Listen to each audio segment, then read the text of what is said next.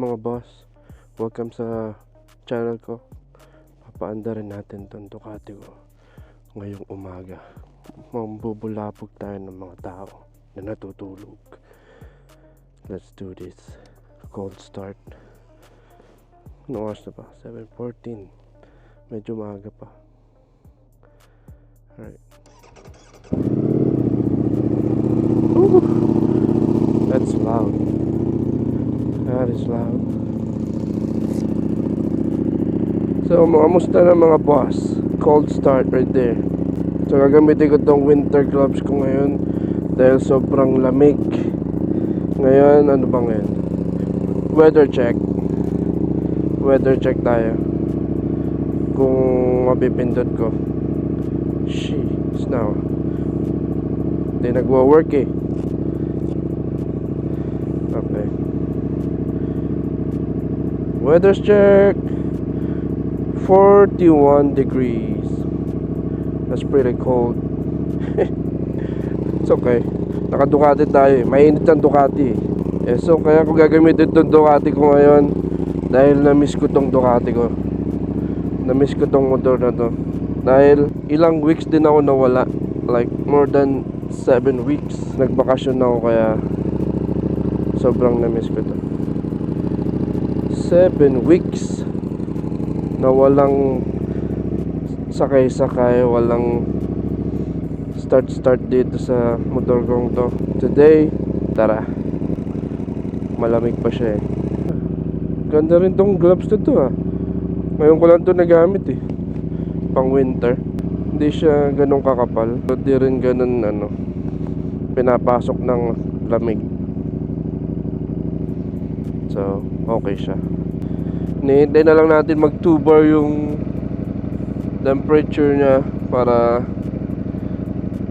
pwede natin siyang gamitin. Lapit na yan. Naririnig nyo ba yung exhaust?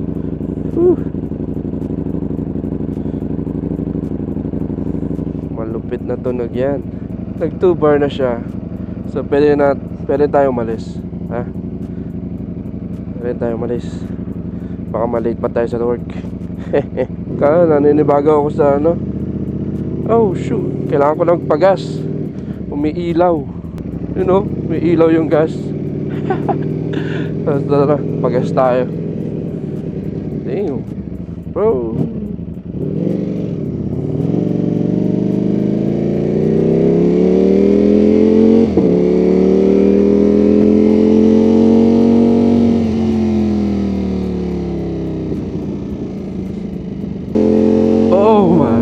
Lamig. Tumatagos yung lamig sa jacket ko. Grabe. Doble na yung suot ko yun. Pag walang araw, malamig. Hindi, joke lang. Kahit may araw, malamig. May papagas tayo. Baka makalimutan natin magpagas.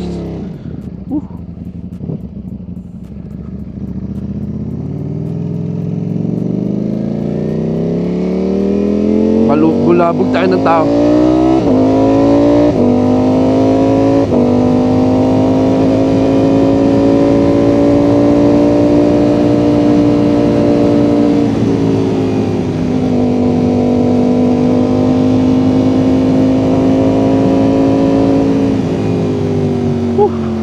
Lamig. I don't know kung naririnig yung tunog ng motor pero sobrang lakas. Kawawa yung mga natutulog. Sorry. Dito na magpapagas sa Circle K.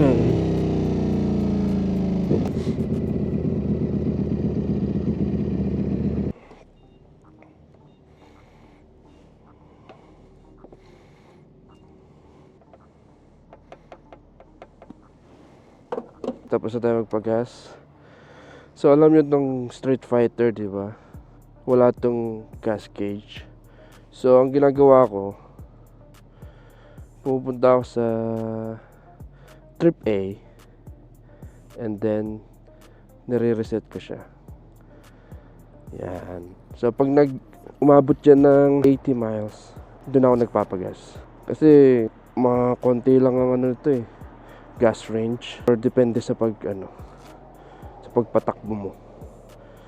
Ay ako, pag nagpatakbo ako, talagang woo! Ganyan no. O tara, pasok na tayo. Woo! Naninibago ako sa gloves talaga. Hindi ko alam kung saan ko bibitawan yung clutch eh. Kapal kasi. Oh.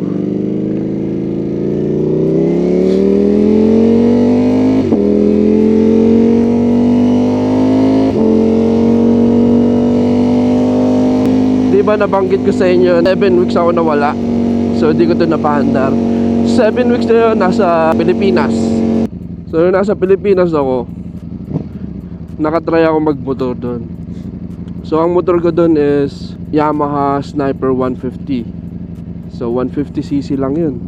Compare mo dito 1100. Masaya pa rin yung motor na yun dahil isa yun sa dream bike ko noon.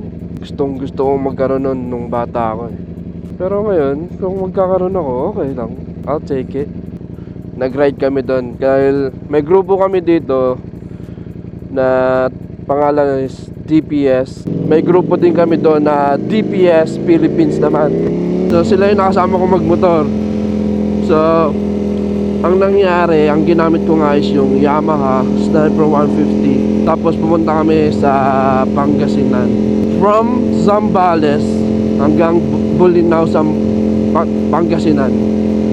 So imagine mo kung gaano kalayo yun, di ba? Napapanood mo to, taga Pinas ka, alam mo kung gaano kalayo yun. Zambales hanggang Pangasinan, Bolinao, nasa dulo yun. Tapos balikan pa yun. Pagod ako nun, man. Tapos ang malupit pa doon, yung mga kasama namin, ang gagaling mga sumiingit. Di katulad dito, tingnan mo, open road siya. Pero sa Pinas, grabe, walang ganto. Siguro kung may ganto man, expressway. Ang motor naman namin na dala nun is hindi pang expressway, like mababa sa 200cc, so hindi pasok sa expressway. Kaya yun, malulupit. Saludo, respect. makikita mo sila, oh. Gagano, no? Pa. Kahit kumunti ka lang silang mahagip, wala, diretso pa rin. Kaya pagdating sa Pinas, pagda-drive, kapahalan lang ng mukha, men. Di ka pwedeng hihiya-hiya, kung hindi ka makakarating sa pupuntahan mo eh. Dapat pag ganong group ride, hindi ka magpapaiwan, dapat sasabayan mo sila. Kung hindi, wala, maliligaw ka na. Lalo ako, hindi taga doon, tas first time ko mag-ride, wala, bye-bye. Yeah, kaya saludo, respect. Sarap mag-ride sa Pinas, lalo ganong klaseng daan. Kasi sa back road lang kami duman eh. Madaming tricycle, jeep, maraming sasakyan. Grabe, bumper to bumper. Pero wala kang magagawa, man. Kailangan mong gawin kung ano yung kailangan mong gawin, kahit illegal. Nakaka-excite kaya mag-ride doon. I don't know kung ako lang na-excite or pati sila din, or dahil sawa na sila sa ganong klaseng traffic. Dahil ako sanay ako sa traffic na ganito, open road, walang sagabal sa daan. Kung gusto kong umuna, ganyan lang, simple lang. Pero doon, uuna ka, bode. Beep beep. Kaya buti na lang maliit yung motor namin doon. Hindi pwede mga malalaking motor doon. Siguro yung gantong motor pwede pa, like mga naked bike, sports bike, siguro pwede pa doon, makakasingit sila doon. Kung malalaki talaga, like yung mga Harley, ipit sila sa traffic ng mga kotse din doon. May nagpapag yung lens ko. Sobrang lamig, tapos mainit yung hininga mo. Yun. Fog ang abot. So wala kang makita. Kaya bawat stop binubuksan ko eh.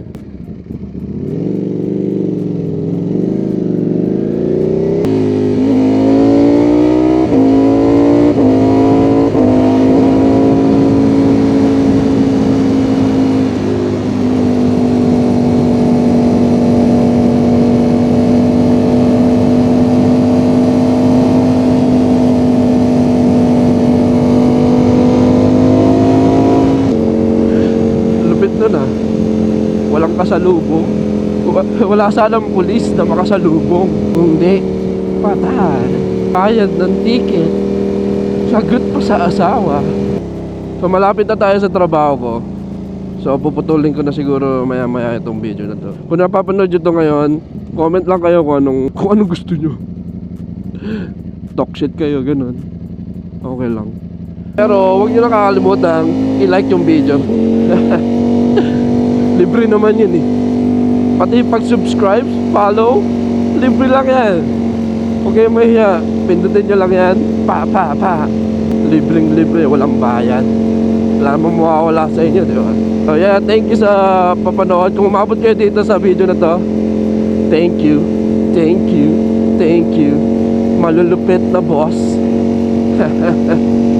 Kaya sana lagi kayong mag-ingat sa pagra-ride. Yun lang masasabi ko sa inyo. So hanggang sa muli, kita-kita tayo sa next video. Bye-bye.